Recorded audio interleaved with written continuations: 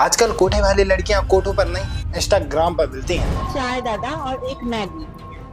और अभी जो आप देख रहे हो कि एक लड़की यहाँ पे एक ऐसी ड्रेस पहन के आई है, इसमें आपको क्या बुरा लग रहा है?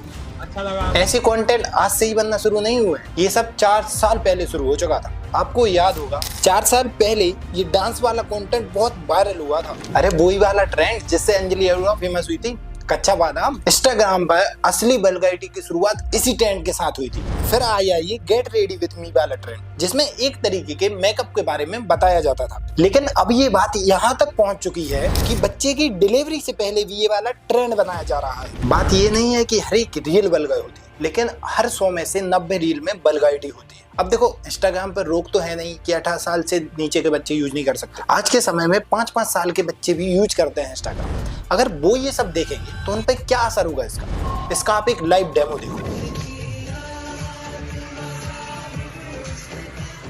अगर हमारे बच्चों का अभी ये हाल है तो आने वाले 5-10 सालों में क्या हाल होगा इनका, आप सोच भी नहीं सकते।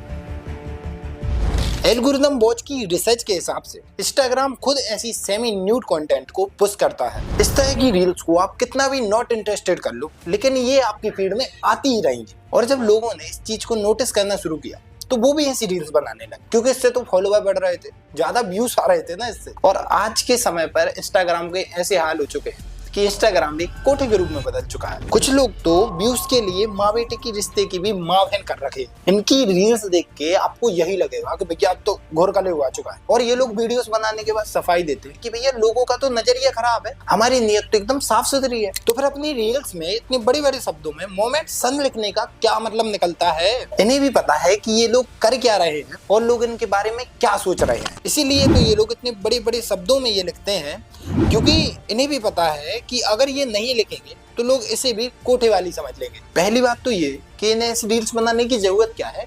इंस्टाग्राम पैसे तो दे नहीं रहा है रील्स बनाने के, तो फिर क्यों इंस्टाग्राम को कोठा बना रखे हो? सबको तो छोड़ो, लेकिन इसका खुद का बेटा क्या सोचता होगा इसके बारे में कि मेरी माँ कितनी गिरी हुई है। देखो, मुझे इनसे पर्सनली कोई लेना देना नहीं।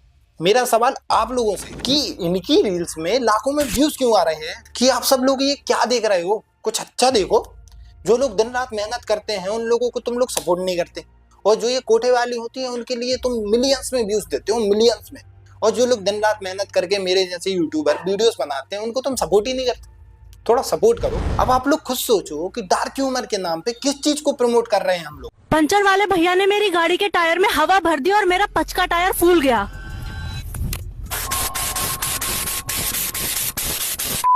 आज के समय पे इंस्टाग्राम एक डिजिटल कोठा ही नहीं, रियल का कोठा भी बन चुका है। यहाँ पर आसानी से आपको कमेंट में पेटीएम गर्ल्स मिल जाएंगे, जिनके पास अपने रेट का एक फुल मेन्यू कार्ड होता है कि न्यूड वीडियो कॉल के 1000 रुपए तो नॉर्मल वीडियो कॉल के 500 रुपए। और अगर आप लोग इससे भी खुश नहीं होते तो आपको इंस्टाग्राम पर रेड लाइट एरिया के ब्लॉग देखने के लिए मिल जाएंगे, जिसमें इन लड़कियों का रेट, जगह, मोबाइल नंबर सब देते हैं।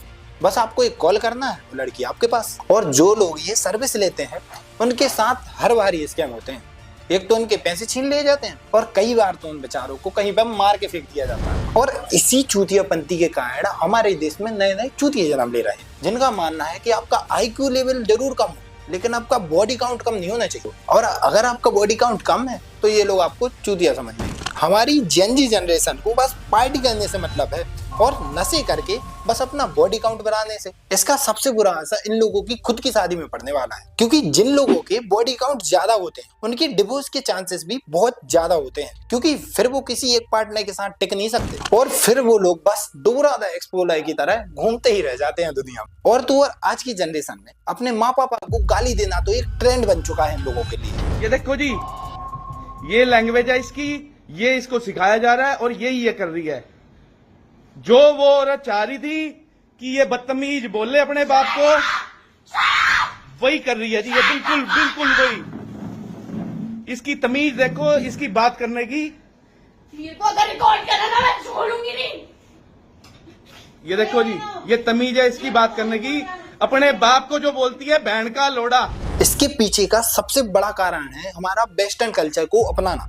देखो, एक समय था कि लड़की के वस्त्र उतारने पर महाभारत हो जाती है, लेकिन आज का समय ऐसा है कि अगर आप किसी लड़की को वस्त्र पहनने के लिए कह दोगे तो भैया वो आपके लिए महाभारत शुरू कर देगी। आज के टाइम पर आपकी भी फीड में ब्रेस्ट फीडिंग की वीडियोस तो आ ही रही होंगी। इसके पीछे का रीजन क्या है? क्योंकि इन लोगों ने फ्री निप्पल करके एक ट्रेंड चलाया था, जिससे ये ब्रेस्ट फीडिंग वीडियोस को प्रमोट कर सके और कोई गाइडलाइंस भी ना टूटे। अब कुछ चूतिए मुझे आके बोलेंगे कि अरे ये तो नेचुरल प्रोसेस है। तो भैया वो भी तो एक नेचुरल प्रोसेस है, वो भी खाने लगो, उसकी भी वीडियोस बनाओ, तुम्हें भी पुनीत सुपरस्टार के जैसे मिलियंस में व्यूज मिलेंगे फिर। खैर आज के समय में इंडिया में भी गे लोगों को काफी ज्यादा प्रमोट किया जा रहा है। आप जब भी इंस्टा खोलोगे तो आपको ये गे कपल्स कई वीडियोस में देखने को मिल जाएंगे। मुझे इनसे वैसे प्रॉब्लम कुछ नहीं है, बस प्रॉब्लम इस कल्चर को प्रमोट करने से, क्योंकि कई छोटे छोटे बच्चे रील्स देखते हैं, उन पे इसका क्या असर पड़ेगा, उनका माइंडसेट कैसा होगा इसको देखने के बाद। देखो आज के समय वर्ल्ड में सबसे ज्यादा रील्स देखने वालों में इंडिया नंबर 1 पे आता है। करीब 38 करोड़ इंडियंस रील्स स्क्रॉल करते हैं प्रतिदिन।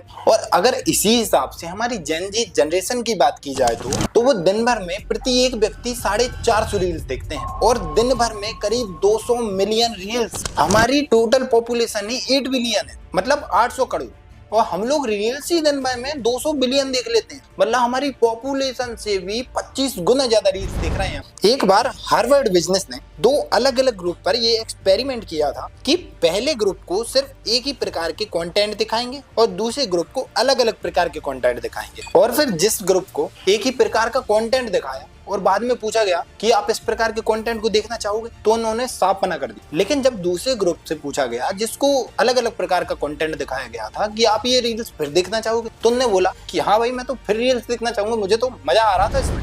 इसी डोपामिन ओवर स्टिम्युलेशन की वजह से होता है कॉग्निटिव ओवरलोड। जब आपका ब्रेन किसी एक चीज पे फोकस करना शुरू करेगा और उसके जस्ट बाद 15 से 30 सेकंड के बाद उसको एक नया कंटेंट देखने के लिए मिलेगा, जिसके बाद ब्रेन डीप प्रोसेसिंग करना बंद कर देगा और फिर अपने ब्रेन को एफर्टफुल और माइंड यूजिंग वाले काम करना बोरिंग लगने लगेगा। इसका मतलब साफ साफ यही है कि आप जितने ज्यादा रील्स स्क्रॉल करोगे आप उतने ही ज्यादा आलसी भी बन जाओगे। फिर ना आपका मन किसी काम को करने में लगेगा और ना पढ़ाई करने में लगेगा। इसलिए तो मैं कहता हूँ कि बच्चों को रील्स को देखने से मना करो। खैर मेरा काम है आप लोगों को समझाना कि रील्स एडिक्शन कितना ज्यादा बुरा हो सकता है हमारे लिए। बाकी आपकी मर्जी कि आपको ये रील्स देखनी है नहीं देखनी, बल्कि कंटेंट देखना है नहीं देखना।